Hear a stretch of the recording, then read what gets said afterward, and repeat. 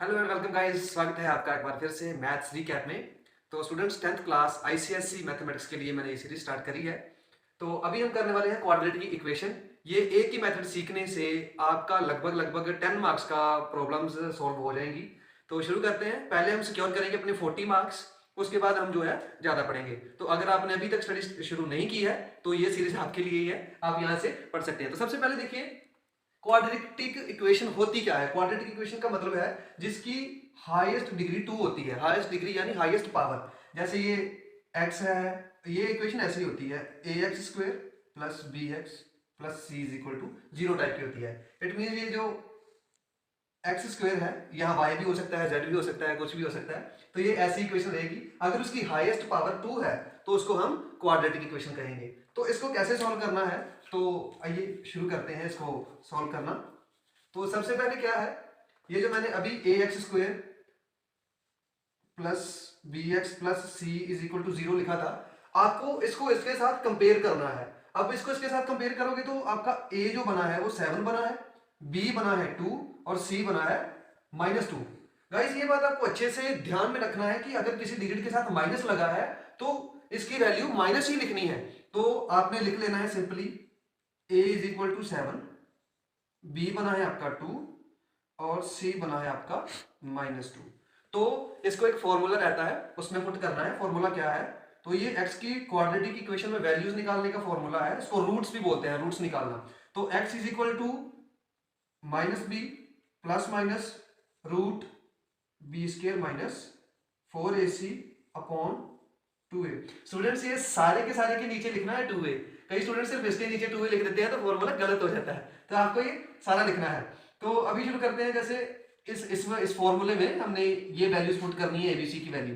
तो x हमारा क्या रहेगा, जैसे -b है तो b इधर 2 है तो -2 आ जाएगा, plus minus root b square तो ये इसका स्क्वायर आ जाएगा 2 square -4 multiply by a which is 7 multiply by c which is equal to -2। भाई ये ध्यान रखना, अगर माइनस की वैल्यू है तो माइनस ही लिखना है, अदरवाइज गलत हो जाएगा। अपॉन 2a, तो 2a की वैल्यू क्या है 7। तो ऐसे आ जाएगा आपका सोल्यूशन। तो इसको कैसे करते हैं, अब इसके बाद x इज इक्वल टू -2 तो सेम ही रहेगा, प्लस माइनस रूट 2 2 जा 4।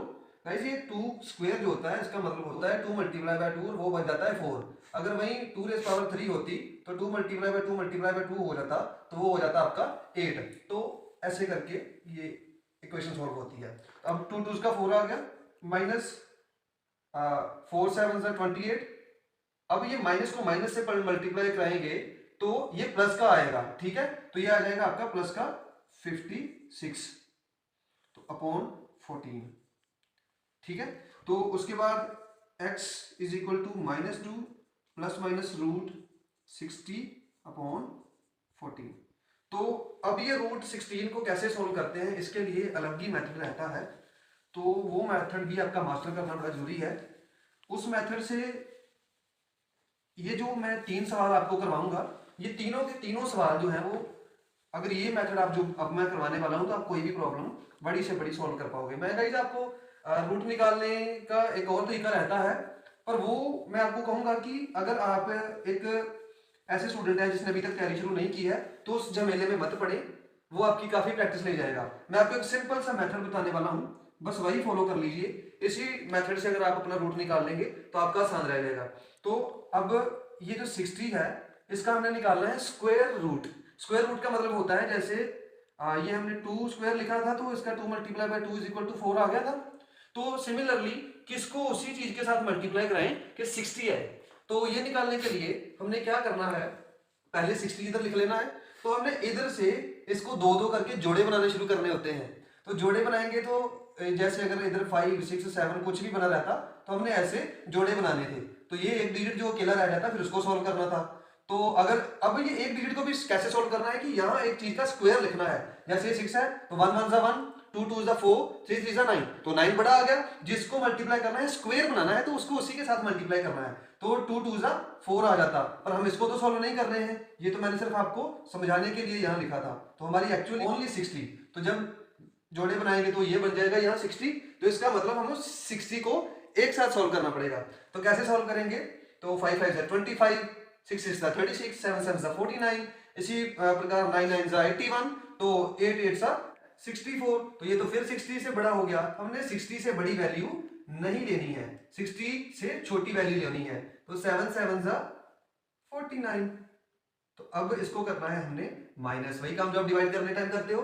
तो 60 में से 49 को माइनस करेंगे तो आपका आ जाएगा 11। अब इन दोनों को हमने प्लस करना होता है, तो 7 + 7 14। तो 14 को जब हम देखो कि इसमें किसी से भी मल्टीप्लाई करें, अब 14 को किस ढंग से मल्टीप्लाई करना होता है कि अगर 14 के आगे हम 1 लिखें, जैसे यहाँ हमने 7 से किया था, तो 14 के आगे कोई ऐसी वैल्यू यहाँ लिखनी होती है जिसको जो डिजिट लिखोगे उसको उसी से मल्टीप्लाई करना होगा। तो ये आ जाएगा 141। तो ये तो बहुत बड़ी वैल्यू आ गई। और गाइस आप देखोगे कि किसी चीज से भी आप इसको मल्टीप्लाई करोगे तो बड़ी ही आनी है, क्योंकि 14 अपने आप में इससे बड़ी वैल्यू है। तो यहाँ पॉइंट लगाकर मैं लगा दूंगा 2 जीरोस। 2 जीरोस क्यों लगानी है? क्योंकि हम इसमें डबल डबल लिखते हैं, तो इसलिए जैसे कॉमन वाला डिवाइड करते हैं ये वाला, उसमें हम एक ही जीरो लगाते हैं, पर इसमें 2 लगानी है, इसमें एक जीरो नहीं लगाते हैं। तो पॉइंट लग गया। तो अभी लग गई है इसके आगे 2 जीरोस। तो 141 14 था, तो इसके आगे कोई ऐसी चीज लगाएंगे कि वो 1100 के आसपास चला जाए। तो गाइस आप अलग अलग करके देखना, 1 को करके देखना, ये ना हुआ तो फिर 2 से करके देखना। अगर आपका अंदाजा ही लग जाता है तो आप उससे करके देखना। मुझे पता है कि ये 7 के साथ जाएगा, तो मैं पहले ही 7 लिख देता हूं क्योंकि टाइम हमने कम वेस्ट करना है। तो 7 7 जा 49, 7 4 जा 28 + 4 32, 7 1 7 + 3 तो 10 हो गया। तो 1029 आ गया। 7 से करेंगे तो 1029, तो इसको माइनस करेंगे तो 10 से 9 गए 1, तो यहां से आ जाएगा 10 में से 9 गए 1, 9 में से 2 गए 7, तो 10 में से 0 में से 0 गया, और ये तो 0 ही होना है, तो 71 आ गया। तो फिर से डबल जीरो लगाएंगे, तो मेरे पास जगह कम है, मैं इधर लिख लेता हूँ 071, तो ऐसे करके चल रहा था, इसको मैं इधर लिख लेता हूँ।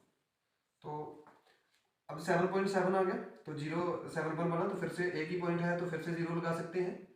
तो अब इस ये जो 7 है इसमें इसको प्लस करना है, तो 147 + 7, जैसे 7 में 7 प्लस किया था तो 14 आए थे, इसी प्रकार 7 में 7 प्लस करना है। तो 7 में 7 प्लस किया तो 4 + 1 5, तो ये हो गए 154। तो यहाँ हमने लिखना है 1 5 एंड 4 लिखना है। तो 154 है, तो 154 के आगे कुछ ऐसा डिजिट लिखना है कि उसको उसी से मल्टीप्लाई करें तो इसके आसपास आ जाए। तो आपने करके देखना है, मुझे पता है 4 से आएगा क्योंकि मैंने सोल्यूशन पहले से देखा हुआ है। तो 4 4 जा 16, 4 4 जा 16 + 1 7, 4 5 जा 20 + 1 21, 4 1 जा 4 + 2 6, तो 6 1 7 6। सोल्यूशन इसलिए देखा रहता है स्टूडेंट, क्वेश्चन मत करिएगा ताकि आपका टाइम कम वेस्ट हो, नहीं तो आप बार बार स्किप भी करते रहोगे तो उससे कोई फायदा नहीं होने वाला है। तो 1544, तो 1544 के साथ अगर 1544 को 4 के साथ मल्टीप्लाई करेंगे तो 6176 आ जाएगा। अब इसमें से माइनस करना है हमने, तो 10 में से 6 गए 4, 9 में से 7 गए 2, और यहाँ 10 में से 1 गए तो 9, और यहाँ 0, तो 9 to 4। मुझे लगता है 2 डिजिट्स काफ़ी हैं, नहीं तो आगे भी हम कर सकते हैं। तो 7.74 आ गया है। तो देखिए गाइस, अभी हमने वही इक्वेशन जो पहले लिखी थी वो मैंने रब नहीं की है, तो उसमें ये वाली वैल्यू को पुट करना है। तो कैसे करेंगे वैल्यू को पुट? सबसे पहले तो हमने इसको भी रब कर देते हैं, 7.74 आया है। सो x = -2 प्लस माइनस, अब रूट लिखने की जरूरत नहीं है क्योंकि हमने रूट स्क्वायर रूट निकाल लिया है, 7.74 अपॉन 14 आ गया है आंसर। तो अब इसको ये आंसर नहीं है, अब इसमें से दो वैल्यूज निकलनी है, एक प्लस करके एक माइनस करके। तो x की वैल्यू 2 निकलेगी, एक -2 + 7.74 अपॉन 14, और यहाँ कॉमा डाल लेना है, दूसरी वैल्यू निकलेगी -4 - 7.74 अपॉन 14। तो यहाँ से कैसे रहेगा, अब इसको मैं रब कर देता हूँ।